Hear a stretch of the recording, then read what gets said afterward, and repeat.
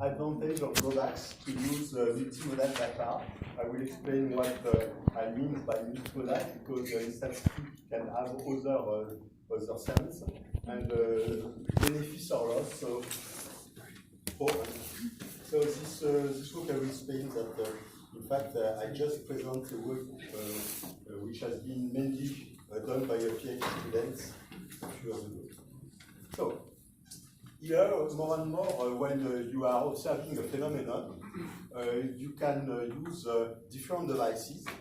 Okay, for example, different kinds of sensors. You can make this observation at different time windows, different locations from different places, and you can also have different subjects corresponding to more or less the same activities, but of course with some variabilities. And it's more or less what I mean by multimodal data. For instance, a few examples. When you consider speech or music processing, you can of course use microphone, but it's also very interesting to have another view of the scene using, for instance, camera. And when something is speaking, or there is a scene with a few people who are speaking, the fact was also the video to have, for instance, motion of lips and so on, give a lot of information on the scene. So it can be interesting in the process. In brain imaging, you can of course use only scalp electrodes for considering the electrical activity, but it's also interesting to enhance this information by using MEG, magnetoencephalography, or using also magnetic resonance imaging, so other modality which basically will enhance the information that you get by using a simple device, a simple physical system, a simple modality. Last example, if you consider satellite imaging, you can typically use hyperspectral imaging, where you are looking the scene, for instance, the Earth or some planets and so on, using a very huge number of wavelengths. So it's like color image, but you have only three different cat channels. You have really a lot of channels, and instead you have just a color view. You have really a spectral view of the object of the scene. But you can also use other systems like LiDAR, which give you the geometrical properties of the signal, and so on. And of course, basically, when people use multimodality, as I explained, it's that we try to make joint processing, and the objective is usually to combine the advantage and to cancel the drawback. Here, this image show you more or less what can be the modality. Here, you can assume that each multimodal device is blind people here, and they are looking at a very big system, the elephant here, and of course, due to this size, each device, each blind people, just can observe one part of this. And of course, if they want to merge their point of view, they have to communicate. And I think it's really a very important thing in the multimodal processing, is that you must have interaction between the different measurements for getting some interest in the result. It's what I write here. You have to use interaction, and practically, in that case, it should be better to make this process jointly than to use each modality independently. And I think you understand what happens in this case if you have only independent processing. So usually this problem is more or less known on the name data fusion, okay, in the wide sense. But here we consider more fundamental issues. Is the following: are we sure that multimodal processing always enhances the performance of the processing or not? And in fact, the answer is not so clear. And I just give you two examples here. So first example is well known in speech processing. It's the McGurk effect, where practically when you hear a sound which is like ba, and you see the motion of lips which is like ba, okay? The perception that you have is neither bar neither da is ga. So it means that the multimodal effect, the fact to have both the sound and the motion of lips, produce some mistakes. And another example, it's this example corresponding to international competition in interspectral imaging, where there is some special task to do with different modalities of the observation of the Earth, with optical imaging and SAR imaging. SAR means with some radar imaging, and the result and the performance shows that people who use only one part of the modalities provide better results than people who are using all the modalities. So you see that it's not clear that in any case, by jointly processing the data, you will have better performance. And what we would like to know here in this talk and this studies is what are the special conditions which can ensure that we will profit on the multimodal process. Of course, there is no universal model because, as you see in my simple example, you see that there is a very huge number of situations where the multimodal data can be considered, and of course, I cannot have a universal model for these various situations. So here, in this work and in this talk, I will present very simple model for really understanding the basic idea, which can produce some good effects or, on the contrary, some very bad effects. So, as I said, this work has been founded by a project, the IRC project, and it's the work of Sadwash Levy, a PhD student, who has been supervised by my colleagues Pierre-Olivier Andard and Olivier Michel. So, the model, it will be a very simple model. I assume that my interest is to know about some sources that I call S, which can have two parts, for example, S1 and S2. S1 and S2 for the moment can be vectorial parts. Okay? And what I cannot observe directly this quantity, I observe them through two devices which provide X1 and X2. My observation is my measurement. And of course, I write here a very simple model. I assume only that there is a channel of communication between my sources of interest, S1 and S2, and my observation. And of course, this observation is noisy. Means the noise can correspond, this part N1 and N2, can correspond to some errors in the model or just some measurement errors. So I think that you have the many things. What I will assume here, it's that the noise are zero mean and Gaussian. We can avoid this assumption. The interest is that I can derive closed form equation in this case, which is interesting for understanding what happens. And I assume also that the effect of the channel is represented in the general case by a matrix here, which models the relation between input and output, between the measurements X and my sources. Of course, since this model is quite complicated because it's vectorial, I will simplify the flow. Practically, as you see in the introduction, it's important to consider that there is some links between the modality, and we will see what happens if there is no links. So I consider that my signal of interest are S1 and S2. I will represent this the information about this quantity in a statistical point of view by their distribution, their probability distribution, and similarly for the noise. If I assume that all these quantities are Gaussian, it means that this quantity will reduce because I assume that all my data are zero means, that I mainly can represent this interaction by the variance-covariance matrices of the noise and of the sources. Okay, I can represent this model like that. Okay, you see it's my quantity of interest, it's my measurement, and you see that my observations are depending on the signal of interest, the noise, and of course on the model. Now, since I would like to know if it's interesting or not to use the two modality, I have to define some criteria for knowing if the result is better or not. I can consider two things. The first idea is that I can consider that between S and X, it's like a communication channel.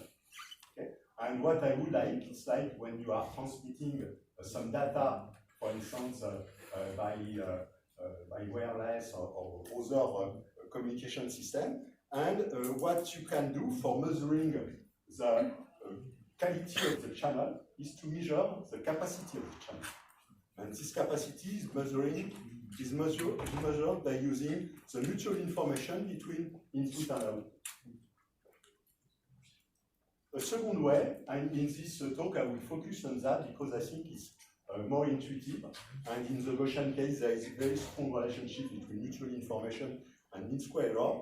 Here I will focus on the mean square error, since in the following my interest will be to estimate as best as possible S1 or S2. I will focus also because there is symmetry on S1. What the quality will be to measure what is the mean square error between my estimate and the true value. Okay? And it's for this reason, in the following, I will consider only this one. But there is strong relationship, especially in the Gaussian case, between mutual information and mean square error. Practically, the mutual information is proportional to the log of the inverse of the mean square error. What it means, and I think it was one question that some people in this group consider. When you have mutual information which is infinite, okay, it corresponds to a mean square error which is equal to 0. It means that you have a perfect estimation, okay, in the Gaussian case. Okay? So there is a relationship, and I can see the two sides, mutual information or mean square error, but since there is a lot of strong relationship, I simplify in this talk, and I only speak on the mean square error. You can find some results here in information theory by considering this like a channel, communication channel. The contents of this talk, I will present two parts. Here, I will first consider what happens if I assume a perfect model. Okay? It means that I have two modalities. I will restrict to that, but of course we can extend to a larger number of modalities. And I will try to understand what I can do and what can be the good and the bad effects when I merge these two modalities. But you know that when you consider the model like I wrote previously, a model, it's almost always an approximation. So it means that a model is essentially wrong. And of course, since the model, you have to estimate probably some parameters, it means that you have some misspecification about the model. And I will consider especially what happens if my model is not perfectly known, but if on some parameters of the model, I have some misspecification. Okay. So, first part, we consider the exact model. I will consider these four parts. First, estimation. How can I estimate that the mean square error sends my quantity of interest? It will be in source S1. Then I will consider a few different issues on the interest to use or not two modalities. So it corresponds to these three parts. So my model is like that. Okay, I represent here just on the vectorial form this channel. My optimal estimate in the mean square error sense, it corresponds to the mean of the posterior density. The posterior density is this term here, it's the density of S conditionally to the observation, and the mean, it's to solve this equation. We can write this equation like that. Here I put the index P to show that the mean is taken on the density P. It will be useful not in this part, but in the second part where I consider misspecified model. Generically, a good model will be related to a density which will be called P, and I denote Q when the density will be wrong.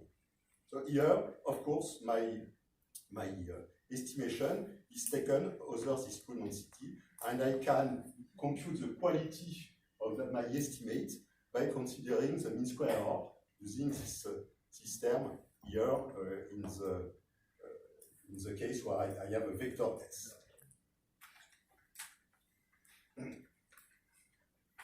The optimal estimate, we can see that it has this particular form with this model here.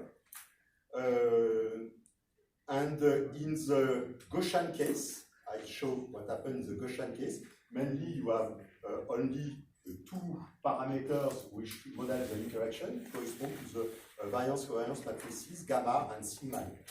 And we can see that in that case, this optimal estimate is perfectly characterized by the R terms, which is equal to this. And similarly, we can also write a closed form for the least square error, which is like that, and which involve the variance-covariance matrices and the channel. Of course, here, even if these computations are quite simple and very easy to obtain, it's not so simple to interpret because there is some matrices. And I will simplify my model like that. In that case, you see that I just consider that I have S1 and S2, which are my signal of interest, which are now scalars. Okay, X1 and X2 is also a scalar measurement. The noise are also scalar. It means that instead to have a vectorial relationship, I just have scalar relations. It's like I have only simple measurement, and I have to merge two measurements of scalar quantities, which are S1 and S2. Alpha 1 and alpha 2 here can, these parameters, provide some difference in the quality of the measurements and directly correspond to the signal-noise ratio of each measurement. So here I assume that the sources are independent of the noise, of course. I assume, for simplified, that my quantity are also with unit variancy. So it means that with this assumption, alpha 1 and alpha 2 correspond effectively to the SNR of each modality. It means that, for instance, if X1 you have a very high value of alpha 1, it means that you have a good signal-noise ratio, okay? Because it gives a large value to S1, while the noise is not affected. There is no coefficient of the noise. So in that case, it means that you have a good signal-noise ratio because the part of interest is this one. And it's similarly here. And now, in that case, instead to have a relationship between S1 and S2 and N1 and N2, which are represented by variance-covariance matrices, I just represent the links, the relationship between this quantity, by a correlation coefficient. It's this one with the index S for the relation between S1 and S2, and rho n here for the noise correlation coefficient. My objective is to estimate S1. Of course, it's perfectly symmetric if I want to estimate S2. I have just to permute the index. So, of course, if you have some issues and if you do not understand some part of the model, don't hesitate to take questions during math. So now, on this model, the first question is the following. Is it always more interesting to use one modality or two modalities? So, here, with a unique modality, it's very easy to compute that, so you can find the computation when you write the estimate at the mean square error sense. You can find with the unique modality x1 for estimate s1, you have this result. And if you use the two modalities, you have this quantity, which is a little bit more complex, but it's again easy to estimate. What you see is that using the two modality, you have effectively, so the denominator here, but on the numerator, you make a weighted sum of the two observations, okay, with K1 and K2. Okay? And it's the optimal way with the value of K1 and K2, which are given here, to use the two measurements here for getting the best mean square at the mean square sense result. What you can see, considering that, especially that this term K1 and K2 can vanish. Especially for K2, you can see that it can be equal to 0, and you can solve very easily this equation. You can see that if you have a particular relationship between the two relationship between noise correlation and source correlation, this term disappears. What happens? If K2 equal to 0, it means that the second modality is not useful. It means that the optimal result, the optimal estimate, is obtained by using only the modality x1. Okay? So you see very simply here that it's not always necessary to use the two measurements. In some cases, only one measurement is enough. And of course, in that case, it is simpler to use only one modality if you can detect these different cases. I represent that here. What I represent in this graph, I represent the mean square error here in this axis. Here I represent some variation between, according to the correlation coefficient about S1 and S2, between S1 and S2. If I just use x1, one modality, the modality 1, here with these parameters, I obtain this result. Of course, it doesn't depend of OS because I assume only one modality, so there is no sense to consider relationship between S1 and S2. Okay, so it doesn't depend of OS. I have that. Now, if I write my mean square error on S1 using the two modality, what I obtain is this results for these parameters. My signal noise ratio for my second observation is 2, and I assume here that there is no relationship between the noise and one and two on this curve. Okay? And in that case, where there is no interaction, we can see it's very easy. I will contrast here. If you see this equation, you see that when you have the value of OS and ρn equal to 0, it corresponds to the case where K2 equal to 0. And you find exactly that for this value here, you have at this point in the right square, and the quality, the mean square error, is the same using the two modality for this particular value than using only one model. So it means that in that case, there is no interest to take two measurements, except if you want to have something more complicated. Now I consider another case where I assume that the relationship between the noise N1 and N2 is represented by this correlation coefficient. In that case, we can see again by solving the previous equation that there is a particular value of the OS for which K2 become equal to 0, and for this particular value and around this value, you can see that it's probably not really very interesting to use the two measurements. One measurement will be enough to provide a result with the same performance. The second question is for understanding in more details what happens and what are useful is to answer to this following issue. What are really the useful links here? You saw in the previous result that the relationship between the signal S1, S2, and N1 and N2, of course, is of interest, and it corresponds to the interactions that I have between my two modalities. I will consider first the case where I assume that there is no relationship between the noise. The noise are assumed to be independent. And this assumption is very common because it simplifies a lot of the computation, but we can wonder if it's always interesting to consider. If I have independent noise, it means that I have this quantity equal to 0, this mean square simplify, and I have this result.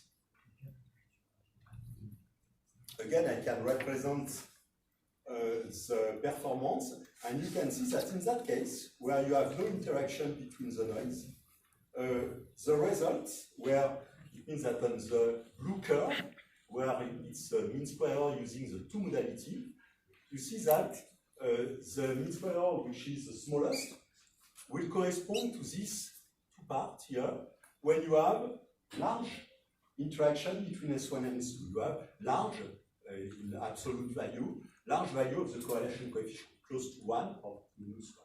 It's that if S1 and S2 have some similarity, some coefficient of correlation which is high enough, you have an interaction between these 2 modalities, and it allows you to reduce the errors on the estimation of S1.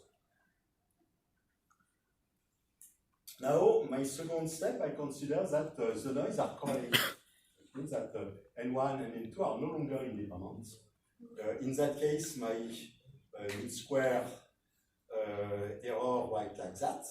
So you have your 2 parameters of interest, which has the interaction between the source and the noise here, and the term in the denominator you have 2 terms. Alpha 1 and alpha 2 correspond to signal noise ratio are positive values. So this term is positive, and this term here it's a square. Okay, so this term is always also positive, but you have a minus between the 2 terms. So you see that if you can control the value of this term, this second term can vanish, and if this term vanishes, you see that the denominator will become larger, so that it implies that the mean square will be smaller. So, okay, so it will be something interesting. And you see that since this coefficient here is positive, if you want to impose this term to vanish, you need to have sign of the 2 correlation coefficients to be in opposite side. So just this mathematical result. So you see that. So I can see what happens when I represent here the result. Now for the coefficient correlation between the noise, which is this one, I obtain this result, and you see that effectively when you have ρn is positive, when you have ρs which is negative, you have a very small value here of the mean square. Just here, what I can show also is that even when there is no interaction between the signal, the fact that there is an interaction between the noise, it's interesting because it can give you a better estimate, a smaller mean square error, than using only one modality. And now, if I consider another case with correlation coefficient between the noise, which is now negative, okay, you will see that the best estimate will be in this area, corresponding to value of the coefficient correlation between the sources, which is important, which is close to 1. Always, what we can predict in the equation, it's the 2 correlation coefficients must be on opposite side. Now, the last issues that I will consider here is the following. What happens if I have a measurement which is a very poor quality? For instance, if we have something which the signal noise ratio is very bad, is very low.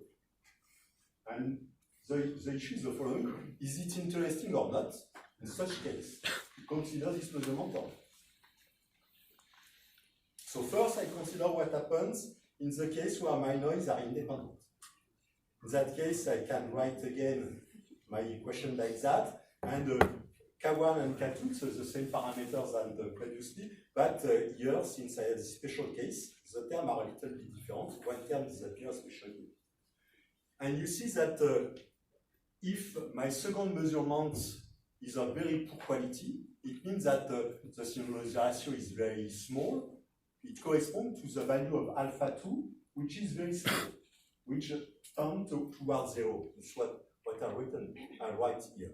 So it means that in that case, you see that when this quantity becomes very slow, the K2 terms becomes also very close to 0. And of course, you see that it corresponds more or less to the fact that a unique modality K1 should be sufficient. So this, it is in the case where I have independent noise. And what we can show, you remember it's always the same curve where I have a unique modality, okay?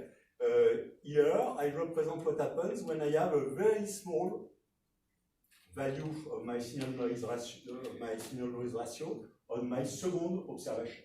In that case, you see that using the two modality, it improves a little bit the mean square error, but I think it's not really sufficient to use it because the complexity of your methods will be very much more important. Okay, so in that case, you can see that the multimodality 1 alone is sufficient because the gain in performance by using the second modality is not really very good. This, it is in the case